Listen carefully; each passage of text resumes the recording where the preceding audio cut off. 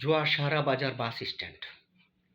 সেখানে দীর্ঘদিন ধরে একটি ফুটওভার ব্রিজ ছিল। ঢাকা বিমানবন্দর সড়কের মতো এত ব্যস্ততম একটা সড়কে বিকল্প না করে হঠাৎ করে রাতের অন্ধকারে ফুটওভার ব্রিজটি সরিয়ে নিল কোনো বিকল্প না করে।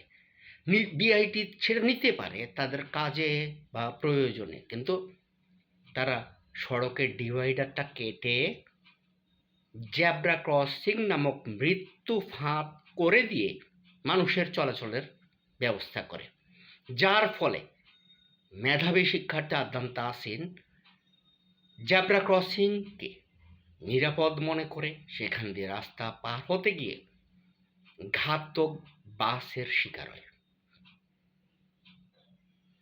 2019 থেকে আজ এতটি বছর, কিন্তু এখনো নাকি ঘাতক খুঁজেই তারা পায় না। অথচ প্রথম আলোর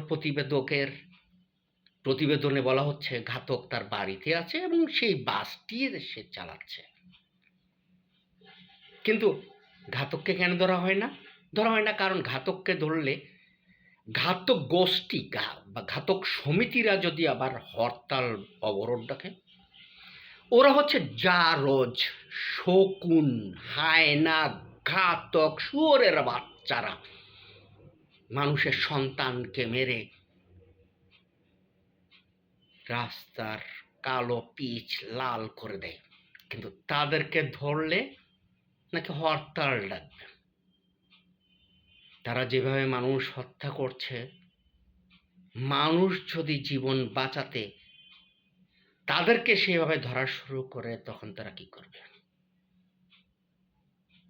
একটি ঘাতকের সাজা হয়েছে এমন কি প্রমাণ আছে? না, নেই।